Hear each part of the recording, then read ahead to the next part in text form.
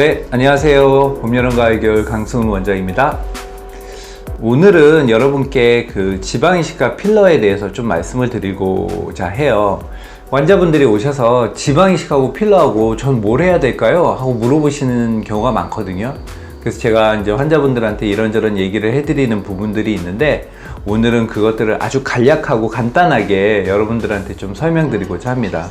일단 지방이식과 필러는 서로 얼굴에 볼륨을 올리는 시술이긴 한데요, 사실 들어가는 재료가 완전히 다르잖아요. 그렇기 때문에 사실은 쓰임새라든지 용도가 조금씩은 다릅니다. 그래서 제가 오늘 그 부분에 대해 설명을 좀 드리겠습니다. 먼저 하나 기억하셔야 될 게 있는데요, 기본적으로 결과는 비슷합니다. 저는 지방이식을 하거나 예를 들어 필러를 얼굴에 풀페이스 전체를 다 한다고 했을 때 사실 환자분들이 이거는 필러고 이건 지방이식이에요 하고 구별할 수 있지 못해요. 결과 자체가 다르진 않습니다. 근데 용도나 그런 것들을 하는 사람들의 성향, 여러 가지 다양한 조건들 때문에 필러를 할지 지방이식을 할지 선택하게 되는데요. 이제 그 차이에 대해서 한번 설명을 드리겠습니다. 먼저 지방이식과 필러를 선택할 때 가장 중점적으로 저희들이 보고 얘기하는 거는 얼굴 전체를 관심을 가지고 할 거냐, 아니면 부분적인 교정을 관심을 가지고 할 거냐가 가장 큰 차이가 있어요. 그러니까 얼굴 전체를 교정한다는 건 얼굴에서 이마부터 턱까지 전체적인 부분들을 교정을 하는 거거든요. 사실 이런 부분에서는 지방이식이 훨씬 유리한 부분이 많아요. 지방이 들어가는 양에 대해서도 사실 필러가 아무래도 비용이 들어가는 부분이고 많이 쓸수록 비용이 올라가지만 지방이식은 그런 부분에서는 별 문제가 없죠. 그리고 얼굴 전체를 교정할 때도 사실 지방이식이 좀 더 자연스러운 느낌을 가지게 될 수 있습니다. 그리고 얼굴 전체를 만들 때는 얼굴의 전체적인 프로파일이나 균형감, 좌우 비대칭 이런 것들을 맞춰야 되는 거기 때문에 한 번 더 리터치 할 수 있는 지방이식이 좀 더 유리하죠.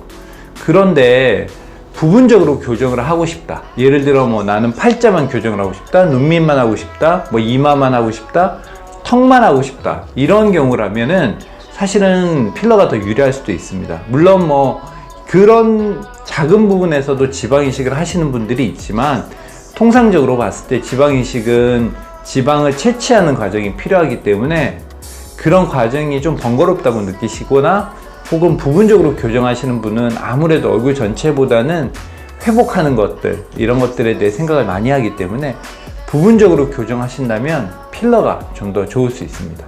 두 번째는요, 장기적 관점이냐 단기적 관점이냐를 좀 봅니다. 환자분들에 따라서 좀 얼굴 전체가 전체적으로 변하면서 그것이 좀 장기적으로 5년에서 10년 정도의 유지를 하면서 얼굴을 만들어 가고 싶다라고 생각하신다는 분이 있고요. 저는 그냥 한 1년 정도 테스트 삼아 그냥 1년 정도만 좋았으면 좋겠어요, 이렇게 얘기하시는 분들도 있어요. 그러면 저희들이 선택을 분명히 할 수 있겠죠. 아무래도 장기적 관점이라면 지방이 생착해서 오래 갈 수 있는 지방이식이 유리할 거고요. 한 1, 2년 정도 아주 단기적으로 생각하신다면 필러가 좀 더 간편하고 쉬운 방법이 될 것 같습니다. 또 하나는 시술의 번거로움이라고 제가 표현을 했는데요, 그 시술의 번거로움은 사실은 별로 없어요. 우리가 이제 지방을 채취하는 과정에 대해서 좀 번거롭다고 생각하시고 그래서 필러를 하겠다고 하시는 분들이 있는데요, 사실 저 같은 경우에는 지방을 채취하는 시간이 5분 정도밖에 안 걸려요. 환자분들이 되게 너무 이렇게 금방 끝났다고 또 놀래 하시는 분들도 있지만, 지방 이식을 할 때 제일 중요한 건 지방 채취하는 시간이거든요. 지방 채취하는 시간이 길면 길수록 지방의 생명력이 떨어지기 때문에 아주 빠른 시간에 지방을 채취합니다. 그럼에도 불구하고 어쨌든 지방을 채취하는 과정이 들어가기 때문에 간편하게 그 주사기에 충전되어 있는 필러를 사용하는 것이 아무래도 간편하다고 느끼시는 분들이 있죠. 그렇기 때문에 저는 너무 이렇게 하기 싫고 간단하게 5분 10분이면 끝날 수 있는 걸로 해주세요, 이렇게 얘기한다면 사실 필러가 더 좋습니다. 그렇지만 지방이식은 채취하는 과정 이런 것들이 정제하는 과정이 있기 때문에 아무래도 상대적으로 조금 더 번거롭다고 할 수 있습니다. 그 다음으로 말씀드리고 싶은 거는 회복 기간이에요. 필러는 멍이 안 든다는 전제하에서는 사실 하루 이틀이면 회복을 할 수 있습니다. 뭐 회복이라는 표현도 좀 그렇고요. 약간 볼륨이 변화되고 약간 붓는 정도의 변화, 그 정도면은 뭐 사실 하루 이틀이면 바늘구멍도 없어지기 때문에 그 다음날부터는 사실 누구도 쉽게 알아차리지는 못해요. 물론 얼굴에 변화는 나타나겠지만, 근데 지방이식은 좀 달라요. 지방이식은 지방을 넣고 지방이 생착하는 과정에서 일부 지방이 빠지고 지방을 많이 넣기 때문에 얼굴 전체가 조금 붓는 현상이 한 3일에서 5일 정도 있습니다. 그래서 그런 부분을 따지자면 필러가 좀 더 유리한 부분이 분명히 있죠. 제가 이제 뭐 기타로 말씀드릴 거는 지방이 없는 사람들이 있어요. 뭐 이렇게 살이 너무 말라서 뺄 지방, 채취할 지방이 없는 사람들은 뭐 선택의 여지가 없죠. 지방을 채취할 수 없는 사람들은 안 됩니다. 그리고 해외에 거주하고 있거나 너무 시간이 안 나서 리터치를 못 받으시는 분들도 있어요. 리터치를 못 받으면 사실 지방이식보다는 필러가 좀 더 나을 수도 있습니다. 또 하나는 이물질에 대한 거부감이 있거나 알러지가 있으신 분들이 있어요. 예를 들어서 우리가 필러라는 건 사실 이 고분자 화합물이거든요.